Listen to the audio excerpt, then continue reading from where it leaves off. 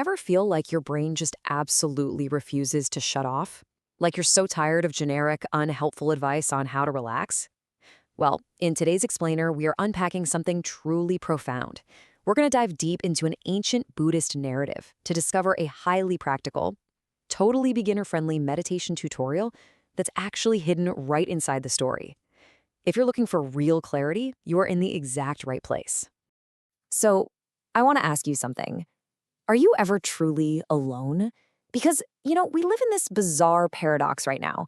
We are exhausted by people, we crave isolation, we feel lonely, and yet the second we sit by ourselves in a quiet room, we're completely overwhelmed by this loud, chaotic rush of thoughts. We shut the door, but the noise inside just doesn't stop. Why is that? Well, here is our roadmap for today to figure that out. We'll start with the invisible mental crowd, then look at the illusion of material wealth. After that, we'll walk through a 3-step guide: physical preparation, anchoring, and taming the storm, before wrapping up with mindfulness in daily routines. Okay, let's jump right into section 1, the invisible mental crowd. Our story starts with a young man who actually fled to the forest to escape a selfish society, only to get a major reality check from a guru. See, this young man was boasting about how he had mastered isolation, but the guru just looked at him and delivered this massive reality check. If you are alone, where are you taking your family, your friends, your enemies, and your desires?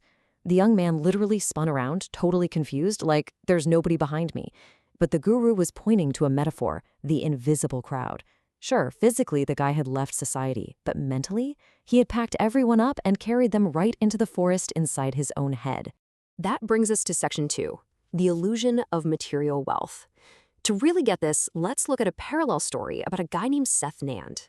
So, picture this. Seth Nand achieved immense wealth. I'm talking thousands of people working for him, a massive family, literally every luxury you could ever imagine. But in his old age, with tears in his eyes, he realized he actually felt like the poorest, most alone man in the whole world. The big takeaway here? Acquiring more stuff doesn't solve mental exhaustion. If your mind isn't anchored, wealth just gives your invisible crowd more VIPs and way more problems to worry about. Physical assets absolutely cannot quiet a restless mind. All right, moving to section 3. Step 1, physical preparation. How do we actually solve this? The young man from our first story asks the guru to train him, and the guru gives him a 30-day meditation challenge. Over these 30 days, it's kind of like a video game. The young man has to beat 3 boss levels of meditation. First, dealing with physical discomfort. Second, anchoring the mind. And third, observing the crazy flood of thoughts without getting swept away. Let's tackle step 1. So on day 1, the young man sits down to meditate, and almost immediately his legs go completely numb. He's in sheer agony, trying to force himself to stay perfectly still like a stone statue. But the guru steps in with some incredibly practical, beginner-friendly advice. You don't have to suffer rigidly. If you're in pain, just stand up, take a quick walk, relax your muscles, and then come sit back down. Meditation is not about physical torture, it's about mental clarity. Honestly, what a relief for beginners, right? Next up is section 4. Step 2, anchoring the mind. Our young guy thought just shutting his eyes was enough, but boy was he wrong. The guru explains that just closing your eyes is basically meaningless if your mind is miles away. True meditation means unifying your mind by locking it onto a continuous, present anchor. It could be the sound of your breath going in and out, or maybe just the ambient sounds happening in the room. The absolute key here is that the anchor has to be happening right now, in the present tense, to actively pull you away from obsessing over the past or stressing about the future. Now for section 5, step 3, taming the storm. This is the final, and without a doubt, the most difficult phase for absolutely any beginner. The guru systematically gamifies all the distractions. We already covered physical pain, but then the young man complains that when he focuses on his breath, he gets incredibly sleepy and lazy. The guru just smiles and says, "That's actually a great thing. It means your mind is finally dropping its guard and experiencing deep relaxation." But then comes the final boss: the memories, the debts, the desires. The guru's advice: observe the crowd, but whatever you do, do not engage with them. The source text describes this phase so vividly it's wild. While his eyes are closed, the young man suddenly hallucinates this chaotic flood. His sick brother is calling for him, his father is crying, an ex-lover is demanding to know if he'll marry her, creditors are literally screaming at him for money, and invisible enemies are physically beating him. He cries out to the guru that he's under attack.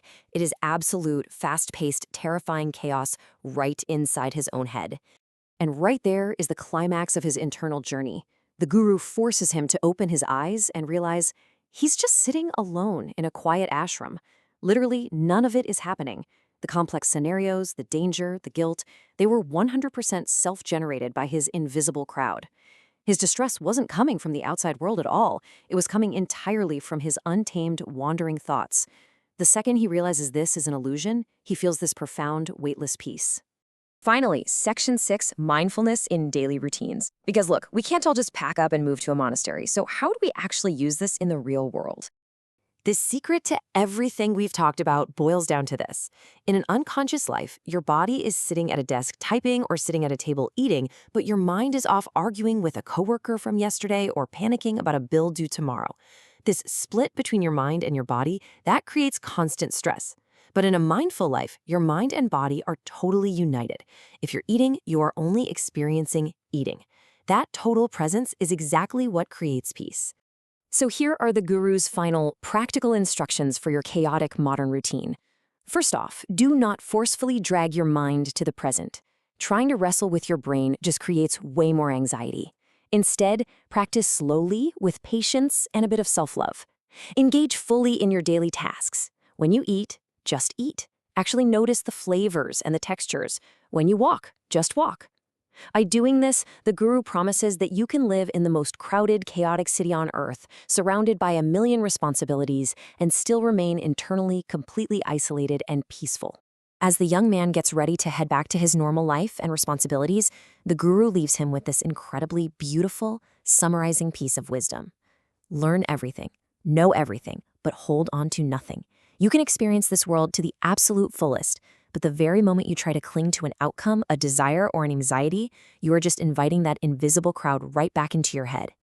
And that brings us to the end of today's explainer. I want to leave you with one final provocative question to chew on as you go about the rest of your day. Is your mind actually in the present moment right now? Or are you already wandering back to the crowd? Just notice where your thoughts are, take a deep breath, and bring yourself back to right now. Thank you so much for exploring this with me today, and I highly encourage you to try out your own 30-day practice.